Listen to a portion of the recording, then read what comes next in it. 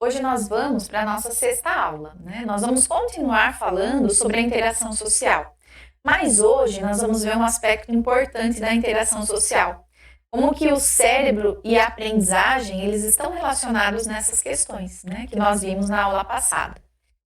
Só para vocês terem conhecimento, né? Em relação ao cérebro e a aprendizagem, nós sabemos que o vínculo afetivo, ele é muito importante na aprendizagem.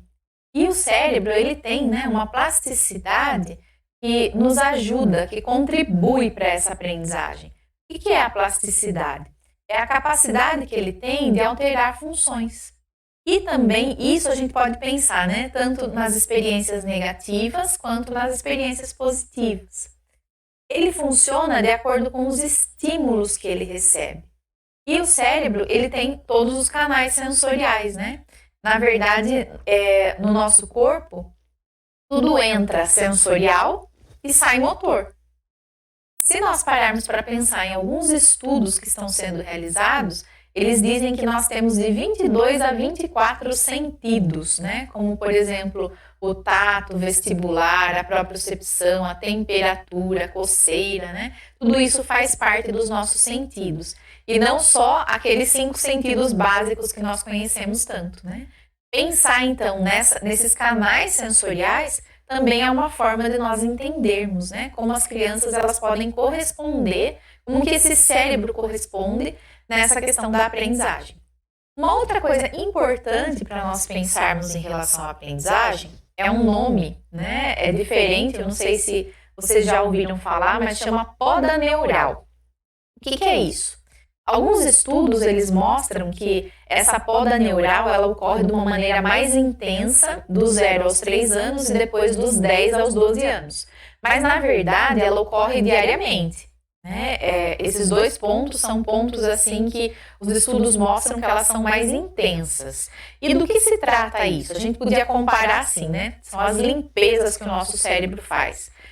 Nós temos muitas informações que são processadas assim a cada minuto. E o que acaba acontecendo? Muitas delas, elas têm ligações com outras coisas. E nós acabamos ficando com essa memória. E coisas que nós descartamos, o cérebro também descarta. Então, vamos pensar o seguinte. Eu passei em determinado lugar, vi o número de um telefone e vou gravar o número desse telefone. Gravei o número. Cheguei em um lugar que eu pude marcar no meu celular. Marquei o número. Eu vou ficar com aquele número gravado? Não. Essa é uma memória que eu não vou precisar dela, porque eu já marquei. Então, automaticamente, o que o nosso cérebro faz? Ele descarta algumas informações que não são importantes, né? E o período de investimento nessa questão do desenvolvimento infantil é justamente esse comecinho aí que nós vimos, né? Do 0 aos 3 anos. Olha quanta coisa nós aprendemos. Então, é importante pensar que a memória e a aprendizagem não são coisas iguais, né? E toda vez que nós estamos propondo determinadas situações, eu tenho que pensar, o que eu quero saber? Né? O que eu quero ensinar? Será que eu quero informação ou eu quero ensinar a resolver problema? Porque quando eu penso nessa pergunta, eu também penso na proposta de atividade que eu proponho. E aí, nós temos que entender que memória não é aprendizagem, embora elas ocorram de uma maneira interligada, mas uma coisa não é sinônimo da outra. E aí, o que acaba acontecendo? As memórias que têm sentido para nós, elas vão tendo redes. Um exemplo muito simples. Pensem no hino nacional. Comecem a cantar ele agora a partir da palavra retumbante. Qual é a sequência? O que acaba acontecendo aí? Nós cantamos, às vezes a gente até sabe o hino nacional inteiro. Começou a música, eu sei cantar. Só que se eu partir da palavra retumbante para frente agora, o que acaba acontecendo? Ela não tem lembrança rápida, porque é uma coisa que eu decorei. Agora vamos pensar numa outra situação. Pensa, por exemplo, num personagem famoso que você gosta. Só veio o nome dele na sua mente? Com certeza não. Você já lembrou, talvez, se era um filme que ele fez? Se era um cantor, uma música que você gosta. Isso está ligado a quê? A outras memórias, não é só a memória imediata, né? Então, essas questões, elas são importantes para a gente pensar no autismo. Por quê? Porque o autista, ele tem dificuldade com esses rearranjos que acontecem no nosso cérebro para a aprendizagem. Essas podas neurais, essas limpezas, vamos pensar assim, né? Elas não acontecem da mesma forma. Esse cérebro autista também tem algumas coisas diferentes que acontecem com ele em relação à informação, ao processamento dessas informações. Então, é importante pensar que existem estratégias diferentes para a gente alcançar essa aprendizagem. Por isso, eu até coloquei aqui, né, que se não tiver o rearranjo, ele não tem seleção, e se ele não tem seleção, ele não lembra. Então, se aquilo não fez sentido, não vai ser lembrado. Por isso é tão importante a aprendizagem significativa. Aqui, só para vocês terem uma ideia, né, pensando um pouquinho aí no nosso cérebro. Essa parte aqui de baixo, o cerebelo, a gente sempre pensa assim, né? O nosso cérebro, ele se desenvolve, ele amadurece, vamos pensar assim, de trás para frente. Essa parte de trás é o nosso equilíbrio, controle muscular, movimento, aprendizagem motora. Isso aconteceu lá desde bebezinho, né? Aí nós temos aí uma outra parte que é o lobo occipital, que é a visão, a associação visual. Nós temos também o temporal, que é responsável pela audição e olfato. O parietal, que é mais acima aqui, pelas percepções nossas e sensações. E, por último, o frontal. O frontal, ele é responsável por todo o comportamento social nosso. Empatia, planejamento, emoção, função cognitiva. Nós vamos falar também sobre função cognitiva mais para frente, né? E aí, todas essas habilidades, a gente pode pensar assim, que são habilidades cognitivas superiores. E sabe quanto tempo demora para essa parte frontal do nosso cérebro estar desenvolvida e amadurecer da forma adequada, né? Só depois dos 18 anos. Então, pensem que toda essa questão envolvendo comportamento social, empatia, raciocínio abstrato, a fala e todas essas coisas que são tão, assim, difíceis, né, para algumas crianças que estão dentro do transtorno do espectro autista, normalmente já é um pouco mais difícil, né? Imaginem com os rearranjos não sendo da forma que deveriam ocorrer dentro do cérebro, né? Mas essa foto é só para vocês terem uma ideia assim das partes. Agora a gente vai falar exatamente sobre o autista, né? Em pessoas com autismo existe a falha entre as células do cérebro. Então, isso dificulta o quê? A transmissão de informação. Então, esses neurotransmissores que a gente tem não são iguais. As sinapses, elas não acontecem da mesma forma. Então, o desequilíbrio nessas situações vão gerar as dificuldades que nós vemos no autista, né? Que envolvem todas aquelas habilidades cognitivas mais superiores, né? E um dos neurotransmissores mais prejudicados aí é a serotonina, que afeta a emoção e o comportamento. Também a gente tem outras coisas importantes, como essa bolinha aí bem pequenininha que vocês conseguem ver um pouquinho no centro, assim, que é a amígdala. Essa amígdala do cérebro, ela é responsável por toda a questão que envolve empatia e a questão social. Toda a questão que envolve a nossa cognição social. Quem é responsável é essa. É claro que o cérebro ele trabalha de uma forma harmoniosa e conjunta, né? Mas essa amígdala, ela é nela que a gente consegue ter, por exemplo, empatia. A gente consegue perceber que o outro não está bem só de olhar, não precisa falar. Eu entendo que eu tenho determinado tipo de comportamento de acordo com o espaço que eu estou. Quais são os reguladores sociais que envolvem a questão que eu estou vivendo naquele momento? Isso é essa parte do cérebro que é responsável por isso, né? Então, pensando nessa questão da cognição social, o que nós temos que avaliar, né? A habilidade de execução social e de coerência. Lembra que nós vimos na aula passada, que foi citada a teoria da mente? O que é a teoria da mente? É essa capacidade de empatia que nós temos. Muitas vezes nós não precisamos viver determinada coisa. Só de ouvir falar a gente já imagina, já sente algumas coisas. Outra situação que foi citada no vídeo anterior é a coerência central, que é a capacidade de fragmento, de entender coisas por partes. Eu não preciso do todo muitas vezes. Eu entendo a partir de fragmentos da situação, entendo por partes. Só que para o desenvolvimento dessas habilidades sociais de coerência, teoria da mente, coerência central, o que é importante? A experiência social que nós temos, né? Nós precisamos entender, por exemplo, nós conseguimos compreender, por exemplo, que dentro dessa questão da orientação social, nós sabemos o que nós vamos fazer em determinado lugar, como eu falei para vocês. O que nós buscamos? Nós buscamos pessoas. Lembra que nós vimos no vídeo anterior que muitas crianças preferem objetos do que pessoas? Então, o que acaba acontecendo aí? É uma falha nesse funcionamento que não traz para a criança essa cognição social que os outros têm. E para isso eu preciso de intervenções pontuais. Isso pode mudar, Vanessa? Pode mudar com intervenção, pode melhorar bastante. Para isso existem as terapias e para isso existe o trabalho da escola, né?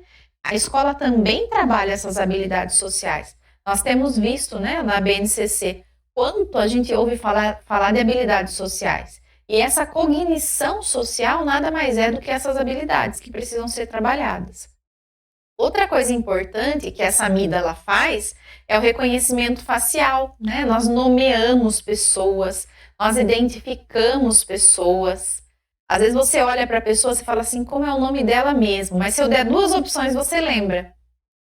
Por quê? Porque é o nosso cérebro funcionando. É o reconhecimento que a gente tem facial, visual primeiro, depois a gente tem o reconhecimento da informação auditiva que nós recebemos, que é o nome dessa pessoa. Isso tudo, gente, acontece ali, nesse espacinho ali. E a capacidade de empatia também, né? Antecipação social, reciprocidade, a gente dá retorno dentro do contexto. A pessoa está falando de uma coisa, eu vou responder aquilo. Não vai existir, por exemplo, a gente sabe que não tem como conversar com uma pessoa, a pessoa está falando de futebol e eu estou falando de comida. Ela continua falando de futebol e eu continuo falando de comida. Isso existe? Não, a gente sabe que isso não é reciprocidade, não tem contexto. Essa fala com contexto, né? Ele vai falar do futebol, eu vou entender do futebol, depois a gente pode mudar de assunto e falar de outra coisa. É essa capacidade que nós temos de reciprocidade e de dar retorno dentro do contexto, né? Daquilo que está sendo conversado. Outra questão importante é o compartilhamento social. Quando nós estamos num espaço, nós não estamos interagindo só com pessoas. Nós estamos interagindo com objetos, nós estamos percebendo ações, nós estamos antecipando situações. E quando o cérebro ele não funciona da forma adequada, às vezes a pessoa vai ter dificuldade com isso, né? Ou ela presta atenção numa coisa, ou ela faz outra. E aí essa criança, às vezes, ela tá tão entretida com aquela cartinha que ela tá ali na mão, que ela não consegue dar atenção para o outro. Ou ela tá tão entretida com o que ela tá montando ali no Lego, que ela não consegue perceber outras situações que estão acontecendo do lado dela, né? Outra questão que envolve a nossa cognição social é a habilidade emocional que nós temos, né? De entender o ponto de vista do outro. Às vezes eu não concordo, mas eu não vou arrumar confusão por isso, né? Eu entender o tom da voz que eu tenho para pedir uma coisa, para não parecer que eu estou mandando fazer, não é assim? Então, tudo isso, gente, envolve essas habilidades emocionais. E essas crianças vão ter dificuldade com isso. Às vezes ela está falando uma coisa e ela acha que todo mundo tem que pensar da mesma forma que ela. Ela quer fazer daquele jeito, naquela rotina que ela estabeleceu, e se sair daquilo, ela não tem flexibilidade. Então, essas habilidades emocionais, elas não funcionam da maneira que deveriam, né? E aí tem a nossa intervenção, como eu já comentei com vocês, né? E aí, o que nós precisamos trabalhar? Quais são as coisas que a escola tem que se preocupar quando nós percebemos que essa questão aqui da cognição social é uma dificuldade que a criança tem? Nós temos que trabalhar orientação social, reconhecimento facial, linguagens que não são verbais, empatia, antecipação social, reciprocidade, compartilhamento social e as habilidades emocionais, né? E lembrar sempre que essas dificuldades elas acontecem quando elas não estão dentro do hiperfoco da criança. Por quê? O que às vezes a gente escuta? Ah, Vanessa, não tem essa questão não verbal, tem a dificuldade do reconhecimento facial, tem a dificuldade do compartilhamento social, mas só se não for o assunto que não interessa, né? Se você falar lá do dinossauro que ele gosta, ele mantém a conversa, ele fala dentro daquilo, mas aí, gente, é diferente. Porque essa cognição social que nós vimos, ela tem que acontecer em todos os momentos, em momentos que me agradam e em momentos que não. Então, se essa cognição social acontece só quando eu estou dentro daquele hiperfoco que a criança tem, ou seja, aquele assunto que ela domina, que ela gosta e que ela fala daquilo sempre, é uma coisa diferente. Essas habilidades que nós estamos listando aqui, elas têm que ocorrer em todas as situações. Pode ser que a criança não goste de participar das atividades do parque, mas todo mundo vai lá, ela vai lá. E ela vai ter que aprender a lidar com aquela situação aos poucos, ela vai ter que ser inserida naquele contexto aos poucos, ela vai ter que participar das atividades que as outras crianças estão participando. Agora imagine que o hiperfoco dessa criança é o parque.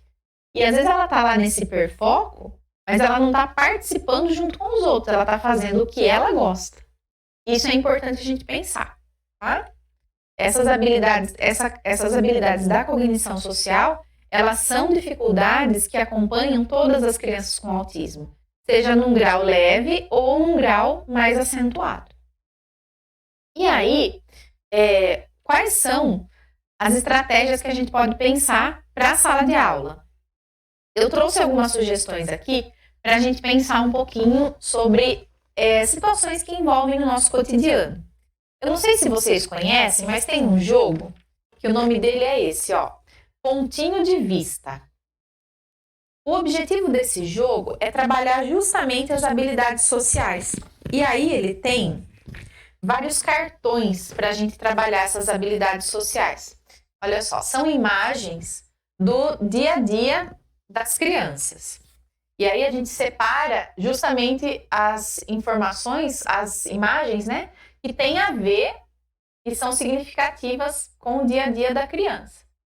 Aí vocês vão dizer assim para mim, Vanessa, mas não tem esse jogo na minha escola. O jogo, gente, é só para a gente pensar na possibilidade. Porque o que seria interessante? Nós separarmos situações que envolvem exatamente o cotidiano dessa criança, né? Vocês viram aqui as crianças lavando louça, um menino ajudando a mãe a limpar a casa, né? Quais são as outras situações que aparecem, por exemplo, na escola? A disputa de um brinquedo, Vanessa. Então vamos procurar na internet?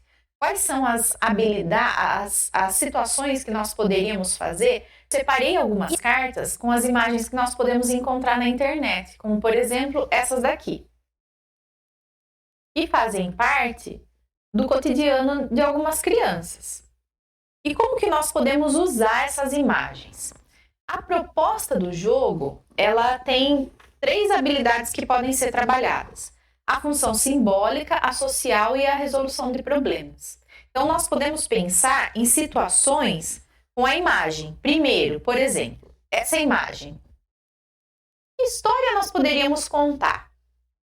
O que está acontecendo nessa imagem? Quem está nessa cena? O que será que aconteceu aqui com esse menino? O que tem no chão? Então, é pensar, gente, na função simbólica, primeiro. Depois, o que a gente pode pensar? Na questão da cognição social, né? Por exemplo, aqui, né, nessa imagem. Qual é o comportamento em foco aqui? Alguém, quem que fez? Quem é o personagem principal dessa situação? O que aconteceu de errado aqui? E agora? O que vai acontecer? O que deveria ser feito? Isso, gente, é pensar na função social. E outra questão é a resolução de problemas, né? Se isso aqui acontecesse com você, como você agiria? Já aconteceu isso com você? De você acertar a bola em algum lugar que quebrou alguma coisa? E aí, você contou para alguém? Pensem nessas atividades com as imagens do cotidiano, sempre nessas 3 questões. A função simbólica, a função de cognição social e também a resolução de problemas, né? Então, uma atividade só, olha quantas possibilidades nós temos. E pensem no seguinte, separem situações, imagens, fotos, na verdade, né? Que o que a gente tem aqui são fotos. Essas fotos na internet que tem a ver com as situações que a criança passa ou pode passar. Outra sugestão, que também vocês podem pensar em trabalhar essa questão das emoções, é essa caixinha aqui. Eu não sei se vocês conhecem, ó. Qual é a emoção? Ela traz o recurso de desenho, não é foto. Então, aqui tem uma imagem e aí a gente tem que pensar na emoção que essa imagem traz. A criança está lá com a bola que furou na mão. Qual é a emoção? Será que ele está feliz? Será que ele está triste? Ele ficou decepcionado? Né? Ele está com raiva? Isso, gente, também nós podemos trabalhar com as imagens da internet, né? Tanto de situações que trazem sentimentos para a criança, como de imagens que têm a fisionomia. E a criança tem que nomear. Como que esse homem está? Né? E essa moça aqui? Qual você acha que é o sentimento? O que ela está sentindo nesse momento? E separar várias imagens que a criança tenha que nomear as emoções. Nomear essas emoções. Pensar em situações sociais, né? Como resolver esses problemas. São situações que vão ajudar a trabalhar essas questões que envolvem a interação social. Vão trabalhar com aquela partezinha lá do cérebro que nós vimos, que tem dificuldade em alguns processamentos, né? Outra situação interessante é esse daqui, ó. O ponha-se no meu lugar. Esse vocês podem fazer um saquinho com várias situações que podem envolver tanto imagem como coisas escritas, né, para as crianças maiores. O objetivo dessa caixinha é mostrar como que o outro pode se colocar no lugar, como que ele pode definir determinadas situações que não fazem parte dele, né? Aqui, por exemplo, ó, é uma panela. E aí os questionamentos: como eu sou? O que eu sou? Né? Para que eu sirvo? E a criança vai ter que pensar o que é esse objeto. Essa é a capacidade, é a flexibilidade cognitiva que nós temos de nos colocar no lugar de outras coisas e de outras pessoas, né? Aí a gente pode trabalhar até situações que envolvem as imagens, né? Imagine essa daqui, ó, da internet, que é uma imagem que é uma situação que a gente está trabalhando aí, a fisionomia, né? Quem que é esse homem? O que ele está sentindo? Por que será que ele está assim? O que você acha que aconteceu que deixou ele assim? Então, é se colocar no lugar do outro. Outra situação é definir personagens, né? Aí, essas caixinhas, todas elas são de desenho. É importante a gente sempre começar, como eu falei para vocês, com foto, né? Esses desenhos a gente vai com aquelas crianças que têm uma habilidade maior, né? E uma dificuldade menor nessa questão abstrata. Aqui ó, defina o personagem. E aí nessa caixinha tem várias profissões, vários personagens, e aí nós temos que completar o seguinte, trabalhando com a criança. Este é ele trabalha, ele é muito, ele gosta de. Então, é pensar na imagem que eu estou vendo, me colocar no lugar do outro, interpretar aquela situação. E nisso, gente, nós estamos trabalhando todas aquelas possibilidades que nós elencamos anteriormente, né? O jogo dos dilemas é uma outra situação que nós podemos trazer para as crianças na sala de aula, que é a resolução de problemas. Talvez vocês possam elencar situações que são problemas no dia a dia. Vamos pensar na educação infantil, alguns problemas, né? A disputa, às vezes, do brinquedo, criança que fala muito alto, a questão que envolve a disputa, às vezes vai lá e empurra ou morde, né? Que são situações que fazem parte do nosso dia a dia. Como que a gente pode resolver o dilema?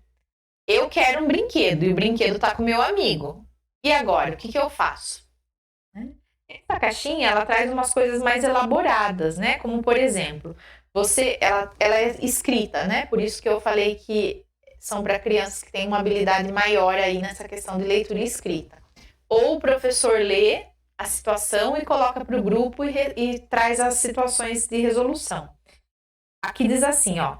Você está em um supermercado fazendo compra com seus pais. Enquanto você caminha pelos corredores, você percebe que uma pessoa vestida de trajes bem humildes está colocando por dentro da roupa 1 litro de leite. E o alimento está sendo furtado, com certeza para o bebê que está no seu colo. Ao ver a cena, você... Né? E aí são situações para a gente pensar assim, né? Como resolver esse dilema? O que eu faria se fosse eu que estivesse nessa situação? Ela traz situações mais complexas, né? Porque eu falei para vocês que para uma idade um pouquinho mais avançada. Mas com os pequenininhos, a gente pode pensar em situações do dia a dia mesmo, né? Eu não quero fazer uma atividade de matemática, mas agora é a aula de matemática. E aí, como que a gente pode resolver esse problema? Outra caixinha é do para que serve. E esse é com objetos do dia a dia da criança. Então, vamos pensar. Ela tem a imagem e a palavra, né? Ó, tem a boca, falar, né? Aí a gente pode começar primeiro assim, né? Para que serve? Aí tem a boca, aqui tem bicicleta, panela, lápis, várias situações. A gente pode começar pelos objetos, por exemplo, de atividades de vida diária, o pente, a escova, o tênis, a roupa. E aí a gente vai trabalhando essas situações com a criança, né? Do para que serve. Isso é nomear, isso é trazer essa questão que envolve a linguagem, né? Para as brincadeiras aí do dia a dia. E por último, eu gostaria de mostrar para vocês esse site vocês podem entrar, que tem algumas cartinhas lá gratuita. Olha, o site é esse aqui. Imagine-me. A proposta dessa caixinha é trabalhar a questão da criatividade e da imaginação com as crianças. Então, ela tem aqui algumas cartas que a gente vai lendo e a criança vai desenhar o que ela está imaginando. E no final, cada uma vai ter um monstrinho que foi projetado, né? Tem aqui, ó, a cabeça, as cartas que fazem parte da cabeça, as cartas que fazem parte do corpo, as cartas que fazem parte das pernas e da emoção. Então, eu vou começar pela cabeça, né? E aí, essa tem algumas cartas gratuitas lá para vocês conhecerem o material. Vamos pensar, vocês vão fazer agora aí o desenho. Seu rosto é um pouco achatado. Ele tem bochechas volumosas, equilibra frutas de tamanhos diferentes em cima da cabeça. Então, essa é a cabeça do nosso monstro. Seu rosto é um pouco achatado, tem bochechas volumosas, equilibra frutas de tamanhos diferentes em cima da cabeça. Desenharam a cabeça? Agora, nós vamos para o corpo. O corpo é magro, com braços finos e dedos longos. Usa uma longa capa e um lenço amarrado no pescoço. Olha o corpo. Magro, com braço fino e dedo longo. Usa uma longa capa e um lenço amarrado no pescoço. Agora nós vamos desenhar as pernas. As pernas são finas e curtas, com pés achatados, e seu animal de estimação está do seu lado.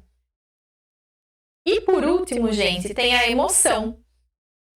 A emoção que vocês vão colocar nesse monstro é da alegria. Então, aí, gente, são 4 propostas, né? A gente pensar na cabeça, no corpo, nas pernas e, por último, a emoção. Esse jogo, ele trabalha o quê? Ele trabalha a capacidade simbólica. ele não é tão simples, claro, para as crianças que têm dificuldades maiores nessa questão intelectual. Mas a gente pode pensar junto, desenhar junto, né? Pensar em propostas que possam trabalhar, que possam realizar intervenções dentro dessas dificuldades que a criança tem de interação social. Eu acho que tudo que a gente conversou aqui hoje pode ser utilizado, né? Como eu sempre falo para vocês, são propostas de atividade para a sala toda, né? Nós vivemos em algumas situações hoje que foram causadas pela pandemia que trazem algumas inabilidades para todas as crianças, né? Não são só para as crianças com deficiência. E a gente também tem que tomar cuidado, né, na situação que nós vivemos, de não achar que tudo é deficiência.